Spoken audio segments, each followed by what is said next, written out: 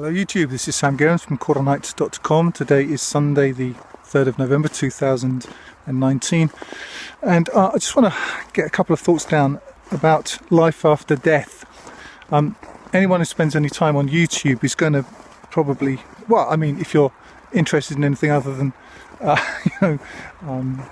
Kim Kardashian and football and stuff, if you're using your internet years to try to find some answers, then you will have spent some time looking into the question of life after death. And there's a plethora of stuff out there on this particular subject. It's a bit of an ideological battlefield actually, and the main money, as far as I can see, that's there, but not just money, I think sort of ideological energy and so on, comes from the Christians. And if you spend a few hours on the subject, or even a couple of days on the subject, you'll come to the impression that anybody who dies, who doesn't have Jesus as their sort of personal get out of jail free card, then they're condemned to hell. There's a particularly interesting one. I think the chap's name is something Weiss, 21 Minutes in Hell. And I think one of the reasons why he's so effective is because he's quite diminutive. He's quite sort of low key in his presentation, and not an obvious sort of attention junkie or anything like that. And he has this presentation which is really to resurrect, excuse the pun, the idea of hell for Christians, because they've really lost it. In the Quran, there's lots of hell. There's the fire and so on. You don't have to look very far for it. But I think what's happened to the Christians that hasn't happened to the Muslims is a gospel of prosperity and a gospel of just everything being happy and wonderful. And I suppose that's a function of the baby boomers, who themselves are just sort of selfish, solipsistic hedonists. And well, we've seen where that's led, obviously. So I don't know, I'm not aware of an equivalent ideology in the Islamic world. But what's interesting is that the money and the energy out there on this subject is mainly Christian. Seems to me a bit of a backlash away from the prosperity gospel and the rest of it. So you spend a few hours on this and you see this chap and you just watch 3 or 4 others and you come to the conclusion that, well, that must be it. When these people have obviously died, their hearts stopped for however long, or they were sort of clinically dead, whatever we mean by clinically dead, and they experienced hell, and nobody wants to go there, obviously, and so then it must be true. What the Christians say just has to be true. There can't be any possible alternative to the I am the way, the truth and the life idea, which is actually found only in one gospel, the book of John. Apparently Matthew, Mark and Luke forgot to mention this particular piece of information. So moving on to the next part, if you look a little bit further, you'll find that the Jews are muscling on this one too. And there's another chap whose name I can't remember, but I'm going to find a link. I'll find a link to the Vice one, and I'll find a link to this guy. This guy's story is that he was just like a hedonistic Israeli, living for himself, didn't care about religion, and he died also, and he went to hell. No, actually first he was judged. Jesus didn't feature, interestingly, in this guy's particular revelation, not at all. But the people who did feature were the elders of the Church of being Jewish, and so they were there, and they were deeply disappointed in him, and he was sentenced to hell, in which he spent an eternity, or what seemed like an eternity to him. So if you watch these two together, suddenly you're in a bit of a quandary, a bit of a double bind, because only one can possibly be true. Now, if you try to write to them and say, because they're absolutely convinced. I don't believe these people are lying. I really don't. I think they experience what they experience. I don't think they're making it up. So let's credit them both with an equal amount of sincerity, quote unquote. But if you write to them, and I did try writing to the Jewish guy and saying, well, what have you got to say to all the Christians who have had equally sincere, real experiences as you, but their version is that Jesus was the way out. And this guy, he converted after this to rabbinical Judaism. He's a full bearded Kabbalist now. So he didn't reply. So that's what you get there. So my point is not that these people are lying. I don't think they are.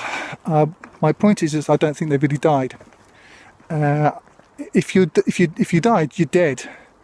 Even the Christian scriptures would actually bear that out. I'm not so sure about how the Hebrew scriptures go, but the Christian scriptures say it is given to man to die once and then the judgment. It doesn't say to die more than once.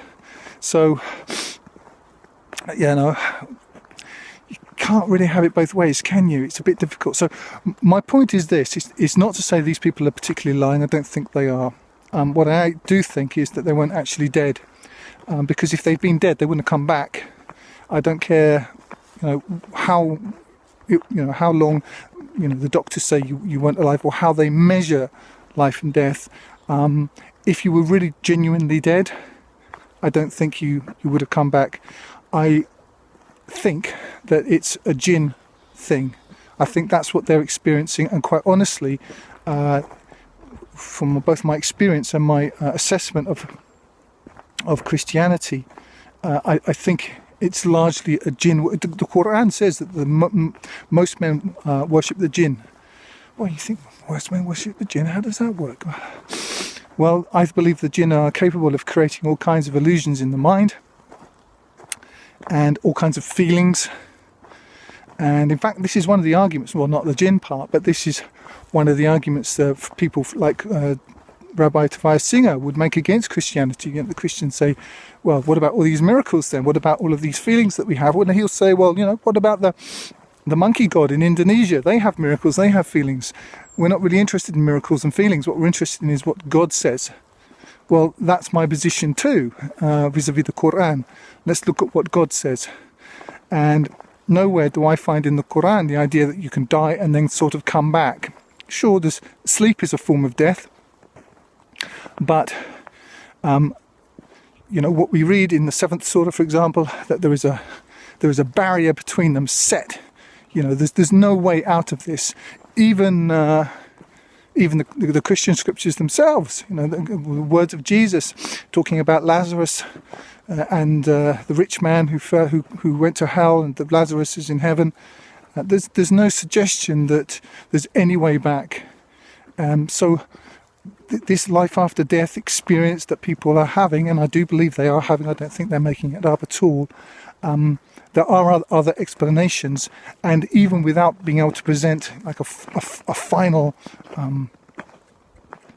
analysis and proof of what their experience actually is, I can point to people who have very different, actually mutually exclusive experiences, as sincere, in quotes, but which either one can be true or neither can be true. And in fact, given the preponderance of evidence, it looks to me as if neither is true, because both are equally sincere, and yet on the one hand, the Christian version has it that Jesus is the only way, and yet we have Jews who died and had equally impressive experiences in which Jesus didn't feature at all. So actually the personality of Jesus and the claims made for Jesus by Christians, in a way, kind of counts against them after a while. And that's what I see there. So am I impressed by all of this? No, I'm not. And I'm going to stick with the scripture of the Quran, what it actually says, and because that's something I can put actual confidence in, as opposed to feelings and even sincere and deeply felt experiences, even life-changing experiences. Because again, people came back after their Jesus experience and their lives were changed. There's no question about it. But people came back from their elders of the synagogue experience and their lives were changed too. But you can't have both. And that fact being so means that actually both options are somewhat suspect, and I'm not going to put my eternal soul in jeopardy on the basis of those sort of subjective experiences. That's all for now. If you're listening on YouTube, you can download my full translation of the Quran free using the button in the top right hand corner, or buy the hard copy there at 10% less than on Amazon. I also encourage you to sign up for the Qur'anite Plus newsletter on the site to get occasional micro updates. You can download the audio from my YouTube videos to your mobile device using the links in the drop down below.